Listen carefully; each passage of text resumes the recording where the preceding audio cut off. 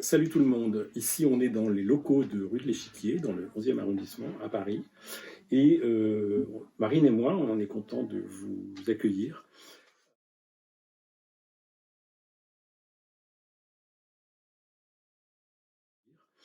Euh, alors on va vous raconter un peu comment s'est construit ce livre qui s'appelle aujourd'hui Celle qui nous colle aux bottes. Et on va peut-être, je vais resituer un peu l'origine de ça, puis Marine, tu vas nous raconter ce qui aura précédé. C'est qu'en fait, nous ici, avec Thomas Bou, on reçoit un jour un projet qui s'appelle à l'époque C'est le chantier. Ouais. Chantier écrit comme le mot champ, hein, évocateur de la campagne. Et on voit et tu l'avais même relié. Tu en avais fait même un exemplaire unique que tu avais relié. On a vu ce document-là et on s'est dit, wow, ça c'est vachement intéressant.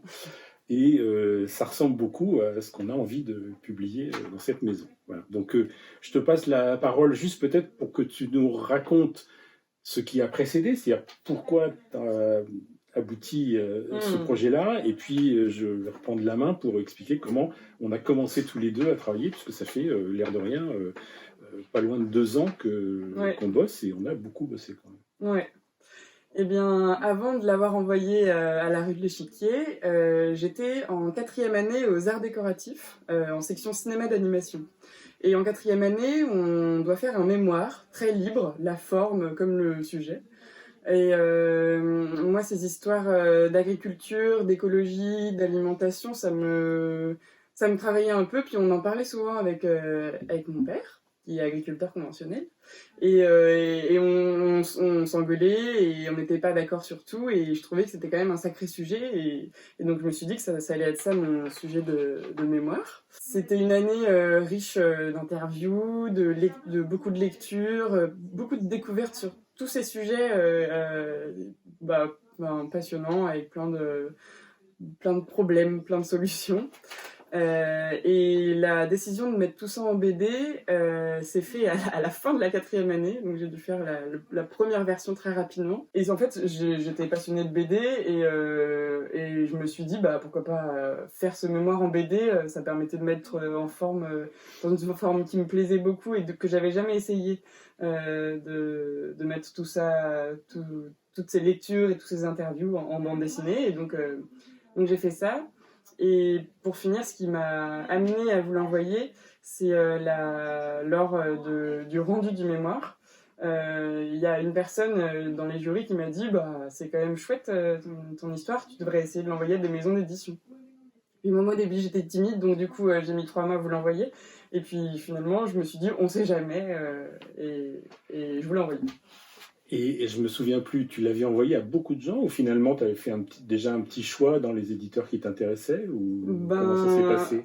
J'ai tapé maison d'édition écologie sur Google et il y a rue de l'Échiquier, c'était le premier. Donc j'ai envoyé à vous. Ah, c'est drôle. Et je me souvenais plus de ce détail. Ouais. Et alors en plus on t'a dit oui presque tout de suite. Ouais. Parce que nous on voit arriver ça. Et avec Thomas, on se dit, mais c'est absolument pour nous. Alors bon, moi j'ai dit, effectivement, bon, en effet, il y a tout ce qu'il faut, il va falloir un peu rebosser parce que il y a des moments, c'est pas tout à fait calé, il y a des... Mais enfin, l'essentiel était là, et donc, et on t'a dit oui. Moi je me rappelle, je t'ai appelé et je t'ai proposé une première rencontre dans un café à côté du Jardin des Plantes, pour qu'on fasse connaissance et puis que je t'explique quelles pouvaient être les conditions de cette collaboration et ce que ça te plaisait, quoi. Voilà, c'est ça. Et alors, moi j'étais hyper contente, en même temps j'étais hyper stressée et je pensais pas que ça allait prendre de l'ampleur comme ça. Et puis il y avait un point un peu, un gros point, c'était si ça devient une BD lue par, imprimée et puis lue par plus de monde que... Par des millions de gens. Voilà. Est-ce que mon père va être d'accord? Est-ce que tous ceux que j'ai interviewés vont être d'accord? Parce que là, tu n'avais rien vérifié de tout ça. Ah non, j'avais rien vérifié, je faisais mon petit mémoire tranquillement. Alors, ce qu'on peut dire, en fait, c'est que Marine, ce qu'elle a trouvé tout de suite, c'est son vocabulaire graphique. Elle a trouvé le registre visuel. Voilà, on a une page là, par exemple, je la prends tout à fait au hasard. Voilà, on était déjà dans ce genre de choses qui étaient quand même très, très abouties. d'un point de vue graphique avec un univers. Et moi, en tant qu'éditeur, c'est ce que je fais toujours, hein, c'est que j'ai envie d'avoir une personnalité qui s'exprime. J'ai envie d'avoir une personne, un individu, voilà, quelqu'un de singulier. Et moi, c'est aussi pour ça que j'ai décidé de faire l'aventure, c'est que j'ai bien senti tout de suite que il y avait une grande liberté du côté des auteurs et que c'était du conseil et que c'était pas de l'orientation. Il faut que tu fasses ça, il faut que tu fasses ça. Que c'était vraiment Enfin, en fait, on a travaillé ensemble, on a discuté et puis je proposais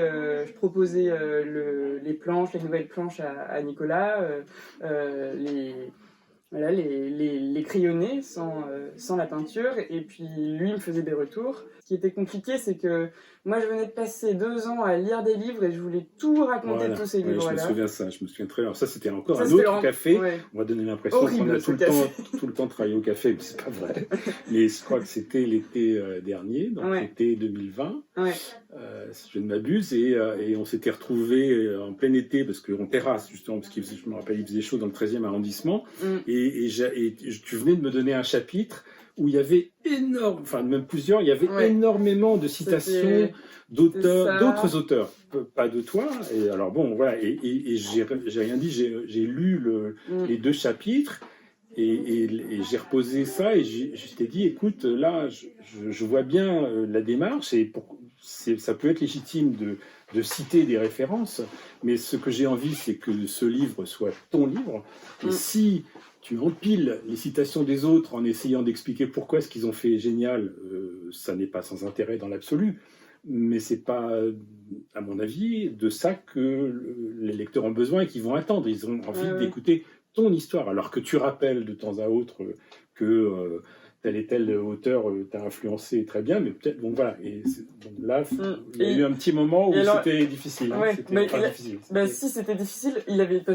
C'était difficile parce qu'il avait raison, parce que j'avais raison. C'est pour ça que c'est dur, toujours. Mais aussi parce qu'il y avait eu beaucoup de travail sur ces planches-là. Et en fait, moi, j'étais constamment en apprentissage de tout. Comment on met en bande dessinée un témoignage ou un livre, un petit sujet, comment est-ce qu'on fait pour que ce soit chouette à lire, que ce soit bien expliqué en BD, que ce soit... En fait, il faut constamment faire des choix parce que dans la BD, on peut pas tout dire. Donc, il faut savoir quoi raconter. Et puis, comme j'étais assez gourmande dans ma documentation, notamment par exemple dans les interviews que je faisais de mon père ou d'autres agriculteurs, à la fin j'avais 3 heures d'interview, et donc j'avais les interviews audio, je les remettais en texte et je me retrouvais devant des pages et des pages de texte, et je devais faire 4 bulles, donc c'était horrible. Aujourd'hui, à ton avis, il est attendu dans ta famille? Il est même s'ils l'ont relu, bien sûr, hein, on sait bien, mais il y a quand même une attente du moment où ils sortent. Ah oui, ils seront contents d'aller l'acheter en librairie, c'est sûr. Mon père est stressé par cette diffusion. Oui, parce que les gens de la région où il habite vont savoir qu'il y a ce livre, donc il y en a qui iront voir. Donc ça le stresse. Donc, ne l'achetez pas trop, mais quand même un petit peu.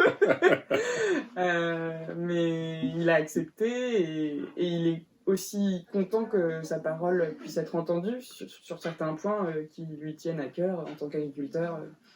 Finalement, arrivé après beaucoup d'allers-retours, ça s'est terminé. Après un dernier aller-retour pour faire des petites retouches sur des petites pétouilles, comment ça s'appelle, sur le côté des planches où parfois il y avait des petites taches d'aquarelle. Et puis là, en ce moment, c'est en train d'être imprimé. Moi, je suis vraiment très heureuse d'avoir vécu cette aventure, parce que j'ai appris plein de choses, que ce soit au niveau des sujets et aussi au niveau de la fabrication d'un livre, comment ça se passe, et même des conseils pour comment faire à l'intérieur d'une BD pour que les personnes qui le lisent soient heureux de la lire et que ce soit chouette. J'ai appris avec toi, avec Thomas, en lisant aussi plein d'autres BD, parce que ça c'était un point très important, que comme c'était la première BD que je faisais, j'avais beaucoup de références sur mon chevet pour regarder comment il faisait, parce que Parce que quand on est devant une feuille blanche et qu'on doit raconter je sais pas quoi, parfois c'est dur de savoir par quel bout s'y prendre. Et, et du coup, j'ai quand même l'impression d'avoir progressé.